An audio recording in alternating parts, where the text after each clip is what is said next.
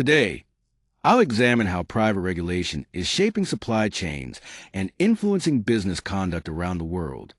Rather than relying only on governments and formal laws, companies and entire industries increasingly use codes of conduct, standards, and voluntary commitments to define expectations for responsible business.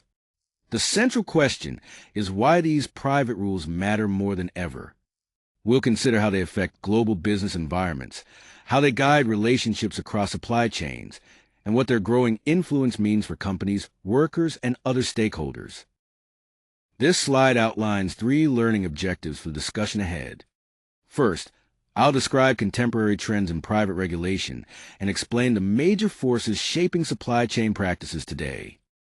Second, we'll examine why company and industry-wide codes of conduct have emerged, including the economic, social, and political pressures behind them. Finally, I'll connect these developments to business decision-making. We'll evaluate how private regulation influences competitive strategy, risk management, and relationships with stakeholders. The central goal is to understand both why these systems are developing and what they mean for businesses in practice. Private regulation is a system of rules, standards, and conduct codes created by non-governmental actors, including companies, industry associations, and NGOs. Unlike public regulation, which comes from government law, it begins as voluntary. But in practice, market pressure, contract terms, and reputational risks can make compliance feel mandatory.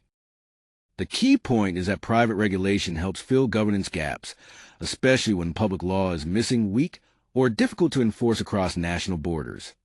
It provides another way to shape business behavior when traditional government oversight is limited.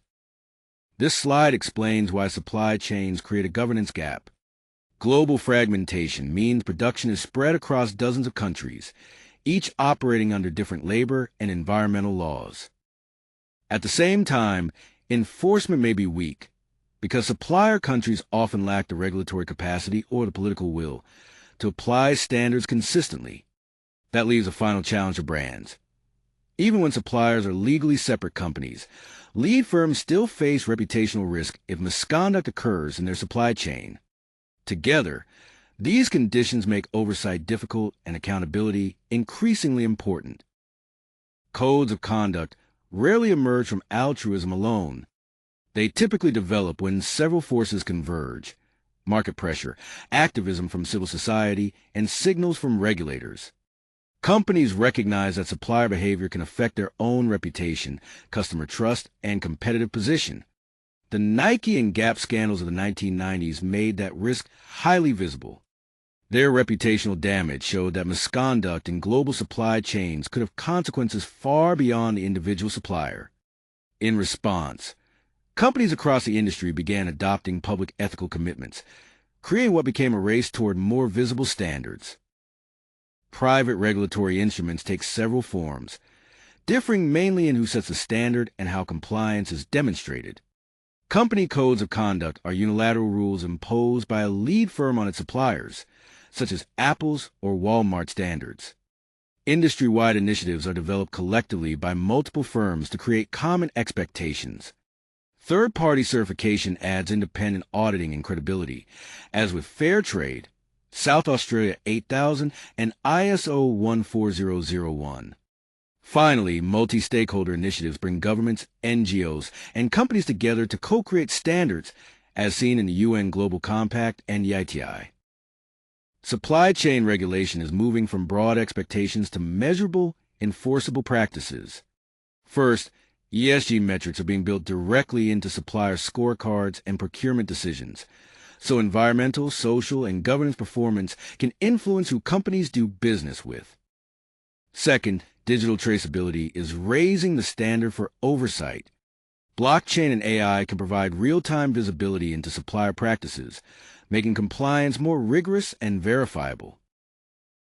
Finally, laws such as the EU Corporate Sustainability Due Diligence Directive and Germany's Supply Chain Act are turning voluntary norms into binding obligations. The most sophisticated firms are making a fundamental shift, moving beyond a compliance and audit culture toward genuine supplier capability development. The goal is to help suppliers improve, not simply to identify shortcomings. In practice, this means funding multi-year development programs, investing in training and technology, and building long-term relationships. Buyers and suppliers share ownership of sustainability targets, while purchasing terms can reward stronger performance. Supplier councils also give suppliers a voice in setting the standards they're expected to meet, creating greater accountability and shared commitment. Private regulation can encourage better practices, but also has important limitations. Audit fatigue and gaming are major concerns. Suppliers may face dozens of overlapping audits from different buyers, turning compliance into paperwork and performance rather than genuine improvement. There is also a clear power asymmetry.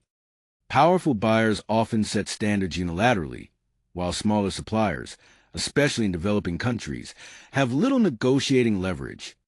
Finally, the scope is limited.